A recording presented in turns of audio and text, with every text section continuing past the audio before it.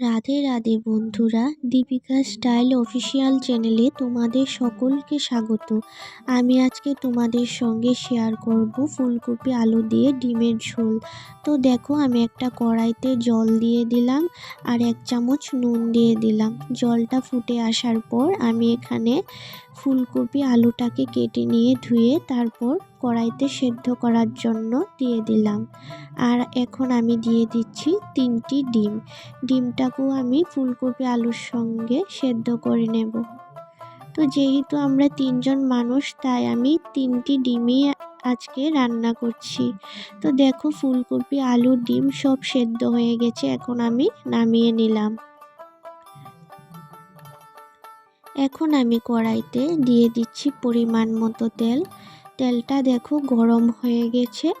এখন আমি সেদ্ধ করে নেওয়া ফুলকপিগুলো কড়াইতে দিয়ে দেব। তো আমি ফুলকপিটাকে একটু হালকা লাল করে ভেজে নেব। তো আমি দিয়ে দিচ্ছি অল্প একটু নুন আর অল্প একটু হলুদ গুঁড়ো। নুন হলুদটা ফুলকপির সঙ্গে মিশিয়ে নিয়ে মিডিয়াম আঁচে লাল করে ভেজে নেব। আমার রান্নাগুলি কিন্তু সবই সিম্পল রান্না।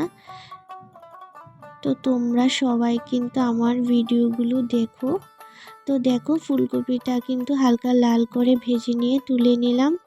এখন আমি এই তেলের মধ্যে সেদ্ধ করে নেওয়া আলুগুলো দিয়ে দিলাম।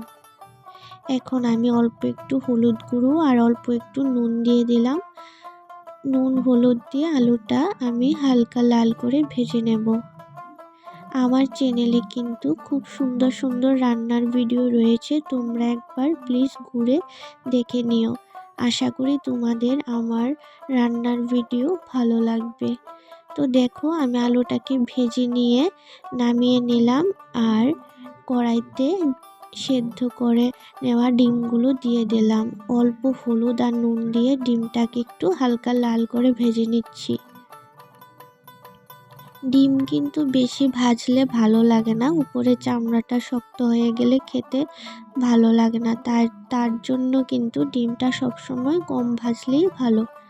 তো দেখো, ডিমটা ভেজে নিয়ে নামিয়ে নিলাম। এখন কড়াইতে অল্প একটু তেল দিয়ে তেলটাকে গরম করে নিয়ে আমি পেঁয়াজ কুচি দিয়ে দিলাম।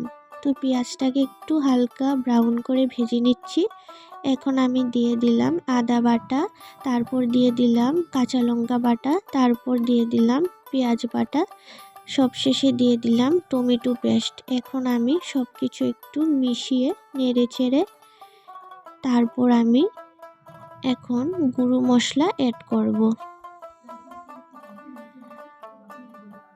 তো প্রথমেই আমি দিয়ে দিলাম আধা চামচ হলুদ গুঁড়ো, আধা চামচ জিরে গুঁড়ো, আধা চামচ ধনিয়া গুঁড়ো আর আধা চামচ নুন আর আধা চামচ লঙ্কা গুঁড়ো। লঙ্কা গুঁড়োটা আমি কালারের জন্য দিয়েছি।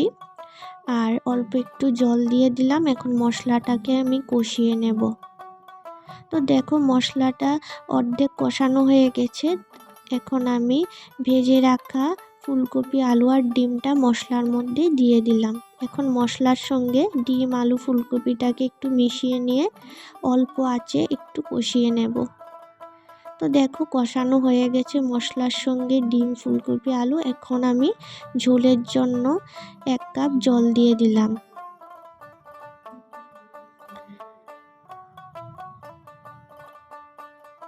তো এখন আমি কিন্তু ফুলকপি আলু ডিমের সঙ্গে ঝোলটাকে একটু ফুটিয়ে নেব। বন্ধুরা দেখো, ঝোলটা কিন্তু ফুটে এসছে আর কালারটা দেখো কি সুন্দর এসছে। এখন আমি গরম মশলাটা দিয়ে দিলাম।